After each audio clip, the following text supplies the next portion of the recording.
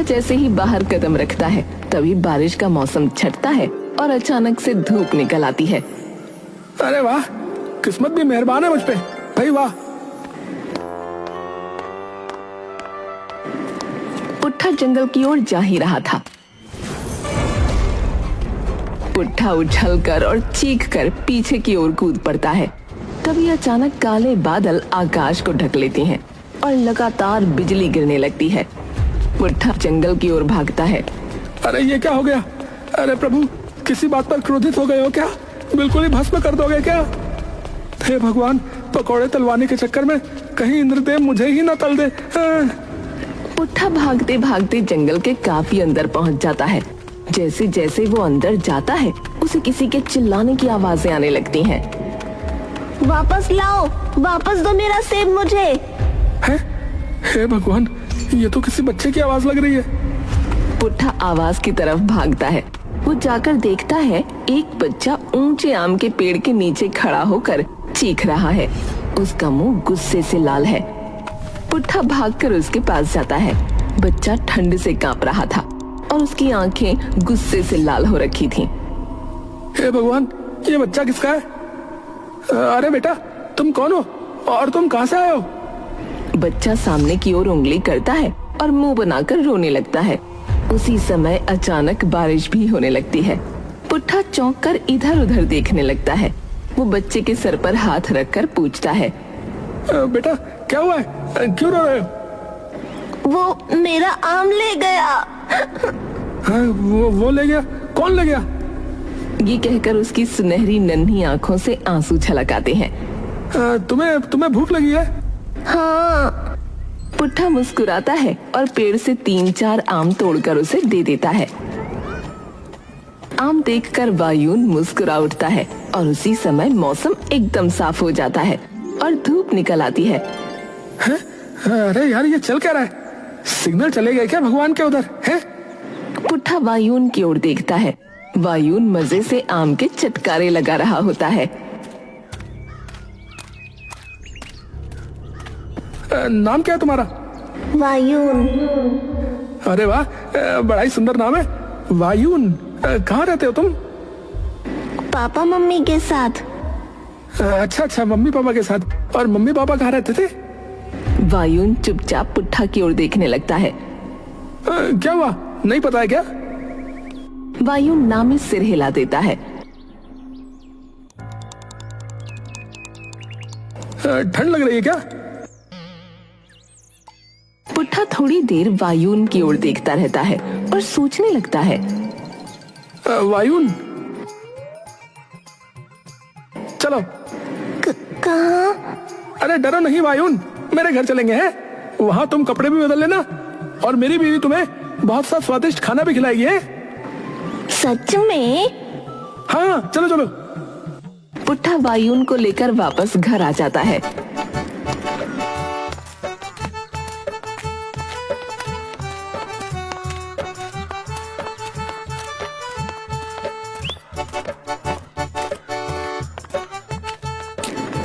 शर्मिली, ए शर्मिली।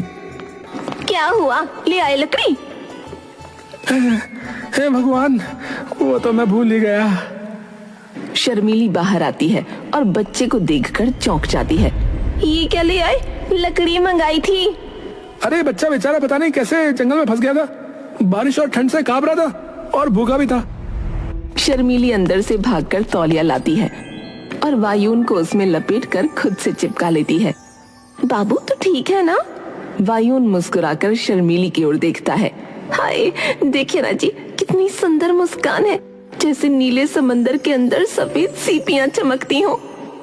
अरे इसके लिए सूखे कपड़े ले ले गुड्डों के अंदर से। शर्मिली मुस्कुराती हुई अंदर से कपड़े ले आती है।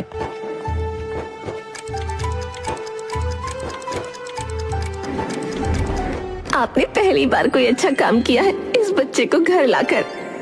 हैं, तो तुम मानती हो कि तुमसे शादी एक घिनौनी गलती थी? है? पुट्ठा ये कहकर हंसने लगता है। रुक भी जाया करो कभी। वायुन भी हंसने लगता है। ए जी, देखिए ना बाहर। बेटा, तुम्हारा नाम क्या है? वायुन। हाय, कितना प्यारा नाम है। बिल्कुल तुम्हारी तरह। ये कह रहे थे कि आप मुझे गरम खाना खिलाएंगी। क्यों नहीं खिलाऊंगी? ये सुनिए, आपने लकड़ी कहाँ रखी है? वो तो मैं लाना ही भूल गया शर्मिली। हे भगवान, एक काम कहा था वो भी नहीं हुआ तुमसे। जा रहा हूँ। पुट्ठा भागकर जंगल जाता है लकड़ी लेने। हाय वायुन, तुम कितने प्यारे हो। तुम्हें पता है, तुम्हारे जितना ही मेरा बेटा है मोनू, पर अभी वो बाहर गया है। थोड़ी देर में वापस आ जाएगा और तुम्हें देखकर तो एकदम खुश हो जाएगा। फिर दोनों साथ में खूब खेलना। वायुन एक प्यारी सी मुस्कान के साथ के घर के अंदर घुस गया।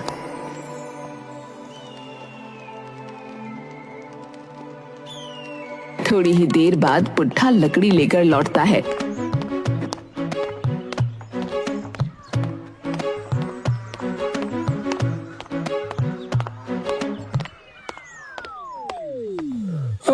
क्या नाम था इसका? आय हाय, शर्मीली। हाँ, वही। चलो शुक्र है ले तो आए। अरे ये छोड़ो, ये बताओ कि वायुन कहाँ है? वाह, वैसे तो मुझे भी भूल जाते हो। वायुन याद रह गया तुम्हें? अरे इतने प्यारे बच्चे को वैसे भी कौन भूल सकता भाई। अरे वो अभी सो रहा है अंदर, थका हुआ था और शायद वो बहुत दिनों से यहाँ है। कह रहा था कि वो अपने माँ बाप के साथ ही रहता था, फिर पता नहीं चुप हो गया एकदम से। अरे मुझे भी कुछ नहीं बताया था जब मैंने पूछा तो।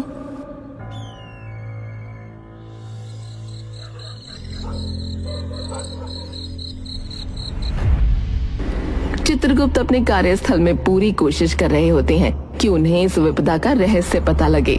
हर लिपि, हर वेद, हर उपनिषद, यहाँ तक कि ऋतुवेद भी टटोलते हैं, पर उन्हें ऐसा कोई उत्तर नहीं मिलता जिससे उन्हें इस अस्वाभाविक घटना का पता लग जाए। अचानक एक तेज रोशनी उन सभी ग्रंथों, वेदों और उपनिषदों पर फैल जाती है। चित्रगुप्त की नजर एक चमकदार पीले रंग की पट्टिका पर पड़ती है जिस पर सूर्य का चिन्ह बना होता है। ये संदेश तो इंद्रलोक से आया है। वहीं दूसरी ओर यमराज भी पक्का गढ़ में से धारते हैं, लेकिन जैसे ही वो नीचे उतरते हैं उनके भैंसे का पांव सड़क के गड्ढे में फंस जाता है। अरे क्या हुआ? महाराज, मेरा एक पांव गड्ढे में फंस गया है महाराज। अरे इस गांव में बड़े तुच्छ प्राणी हैं, क्या गड्ढे खोद खोद के पाताल लोक में जाएंगे क्या? सही कहा महाराज, एकदम। तभी यमराज को मानो कोई विशेष अनुभूति होती है। महेश। जी महाराज। कुछ आभास हुआ तुम्हें भी क्या? जी महाराज, पर ये है क्या? कुछ तो है, कोई दिव्य शक्ति, मानो इंद्रलोक का कोई तत्व या कोई अंश हो। पर महाराज, ऐसा हो कैसे सकता है? ये तो मुझे भी नहीं पता। हमें इसके लिए अपने मानवीय अवतार में आना होगा।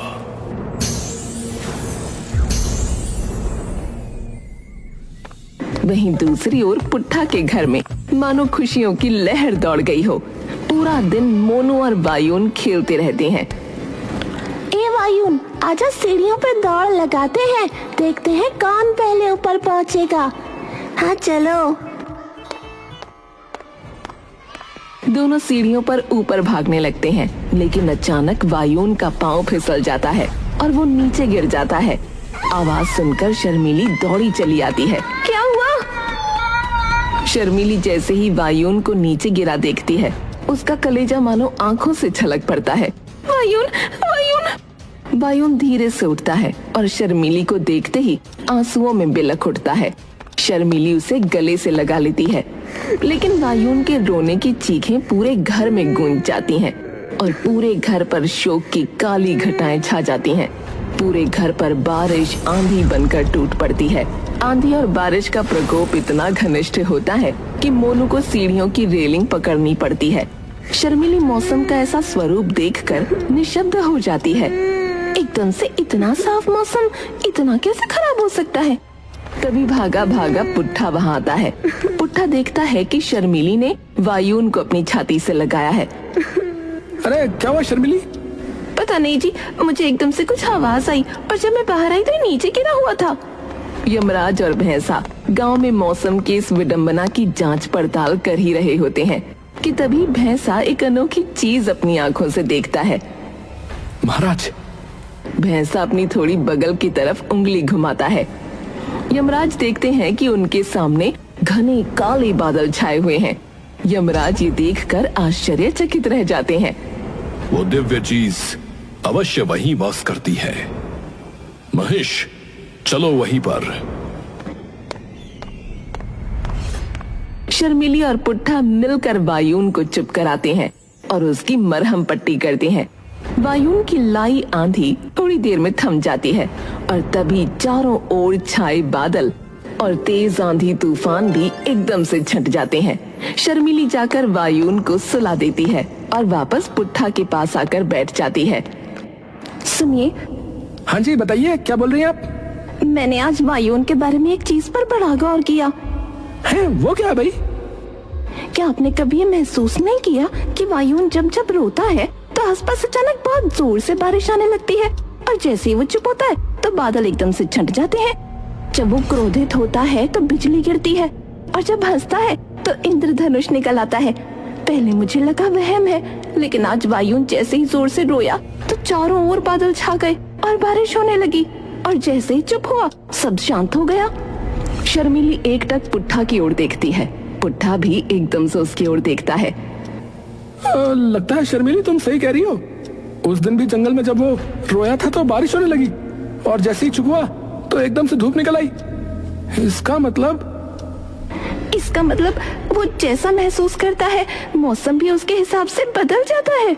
शर्मिली और पुट्ठा थोड़ी देर एकदम चुप हो जाते हैं। वायुन है कौन? किसका बेटा है? वो ऐसा क्यों है? ये तो नहीं पता, पर इतना जरूर पता है किसी को इस बच्चे के बारे में नहीं पता लगना चाहिए। न जाने कितने स्वार्थी और लोभी लोग इस बच्चे को ले जाने की फिराक में होंगे। तभी वहाँ यमराज और भैंसा अपने मानवीय रूप में आ धमकते हैं। अरे कोई है क्या इस घर पर? शर्मिली और पुट्ठा देखते हैं कि दरवाजे पर दो मोटे से आदमी खड़े हैं। दोनों दरवाजे की ओर जाते हैं। जी नमस्ते, बताइए। नमस्कार भाई। नमस्कार बहन जी। नमस्कार नमस्कार, बताइए। जी हम जनगणना के लिए आए हैं, तो आप हमें बता सकते हैं कि इस घर में आपके अलावा और कौन कौन रहता है? पुट्ठा और शर्मिली एक दूसरे की ओर देखते हैं। जी हम दोनों और हमारा एक बेटा मोनू। जी सिर्फ एक ही है और कोई नहीं है? शर्मिली और पुट्ठा अब सतर्क हो जाते हैं। नहीं, कोई और तो नहीं है, सिर्फ हम तीनों ही हैं। अच्छा अच्छा, वो हमें थोड़ी सी प्यास भी लगी थी, तो क्या हम अंदर आ सकते हैं? अभी तो हम लोग बाहर जा रहे हैं, लेकिन मैं आपके लिए यहीं पानी ले आती हूँ। यमराज समझ जाते हैं कि पुट्ठा और शर्मिली को शक हो गया है। शर्मिली उनके लिए पानी लाती है और वो पानी पीकर वापस लौट आते हैं।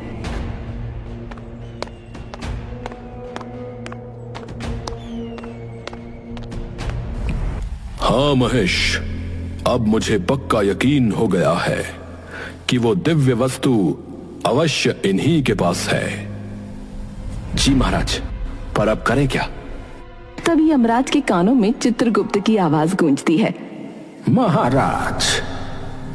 चित्रगुप्त जी, क्या हुआ? महाराज, आपको एक बार यमलोक आना पड़ेगा। एक बहुत ही आवश्यक संदेश आया है आपके लिए। आवश्यक संदेश? किसका? इंद्रलोक से। क्या? जी महाराज। महेश, चलो, यमलोक वापस जाना है। यमराज और भैंसा अपने असली रूप में आते हैं और यमराज भैंसे पर सवार होकर यमलोक की ओर निकल जाते हैं। शर्मिली और पुट्ठा बहुत चिंता में बैठे थे। उन लोगों को पक्का वायुन का पता है। शर्मिली, पर तुम इतने डंके के साथ कैसे कह सकती हो? अरे कैसी बात कर रहे हो, अभी 3 महीने पहले तो आए थे जनगणना वाले, आप ही ने तो दरवाजा खोला था। 2 औरतें क्या आ गई थी उस दिन जनगणना के लिए, आपके तो पैर ही नहीं पड़ रहे थे जमीन पर पूरे दिन। अरे ठीक है, पर अब करें क्या? कुछ दिनों के लिए यहाँ से चले जाते हैं। सही कह रही हो। हाँ चित्रगुप्त जी, अब बताइए क्या हुआ? महाराज, स्वयं इंद्रदेव का संदेश प्राप्त हुआ है। परंतु किस लिए? इंद्रवंशी कबीले का एक वंशज गुम हो गया है महाराज। आपको उसे उसके कबीले में वापस लाना है। उसी गांव में? जी महाराज। इंद्रवंशी कबीला, ये कौन सा कबीला है महाराज? इंद्रवंशी कबीला एक प्राचीन कबीला था जहां अत्यंत विद्वान पंडितों और ऋषियों का निवास था। वे सभी देवाला नामक एक पवित्र गांव में रहते थे। परंतु एक दिन उस गांव पर ऐसा संकट टूटा जिसके विषय में किसी ने सोचा भी नहीं था। हर दिशा से सूखा, प्रतिदिन धरती हिलती, फसलें नष्ट हो गईं, जल स्रोत सूख गए और लोग तड़प तड़प कर मरने लगे। गांव का हर कोना विनाश की चपेट में था। तब ग्रामवासियों ने अपने अंतिम आसरे इंद्रदेव को पुकारा। कहा जाता है उन्होंने बिना एक बूंद जल के लगातार 10 वर्षों तक इंद्रदेव की तपस्या की। न दिन देखा न रात देखी, मात्र एक ही प्रार्थना, इंद्रदेव हमें बचा लो। और अंततः 10 वर्षों की कठोर तपस्या के पश्चात और भक्ति से प्रसन्न होकर इंद्रदेव ने उन्हें दर्शन दिए। उन्होंने गांव को आशीर्वाद दिया, अब कभी भी ये गांव किसी आपदा का शिकार नहीं होगा।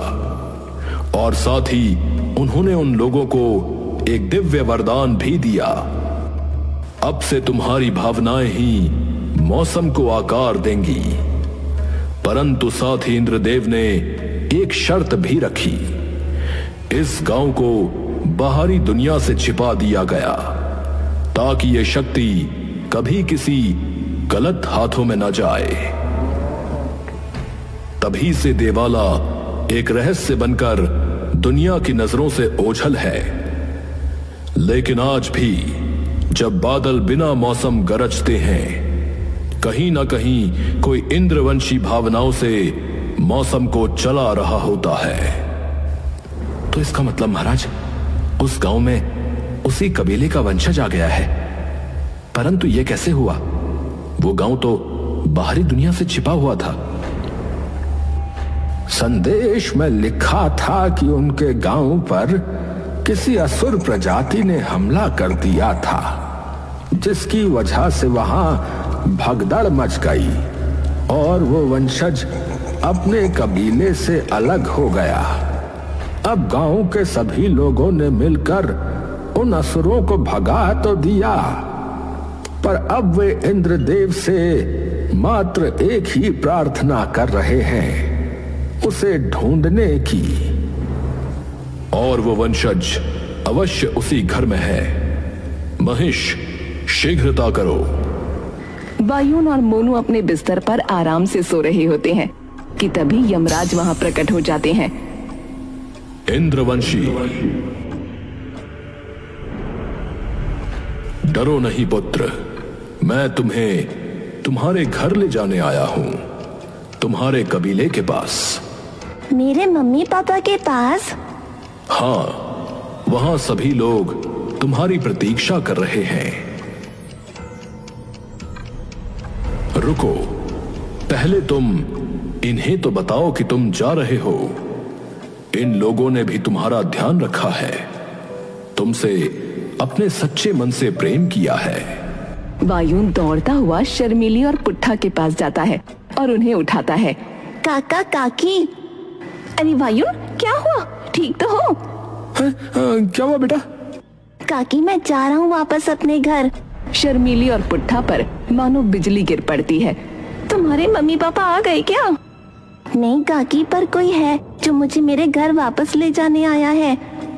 बेटा, अगर किसी गांव के किसी व्यक्ति ने तुम्हें ये कहा है तो वो झूठ बोल रहा है। वे लोग सिर्फ तुम्हारा फायदा उठाना चाहते हैं। नहीं काका, उन्हें मेरा नाम पता था और मेरे घर के बारे में भी पता है। तुम डरो नहीं काका काकी, मुझे कुछ नहीं होगा। शर्मीली वायुन को अपने सीने से चिपका लेती है। घर जाकर हमें भूल मत जाना, ठीक है? कभी नहीं भूलूंगा काकी काका। वायुन शर्मीली के पांव छूता है। भगवान तुम्हें जग की सारी खुशियां दे दे। और फिर पुट्ठा के पांव छूता है। खूब खुश रहो, और फिर से आम खाने या अपनी काकी के हाथ का खाना खाने की इच्छा हो तो चले आना। अच्छा जी काका। और आखिरकार वायुन यमराज के साथ वापस अपनी दुनिया में चला जाता है।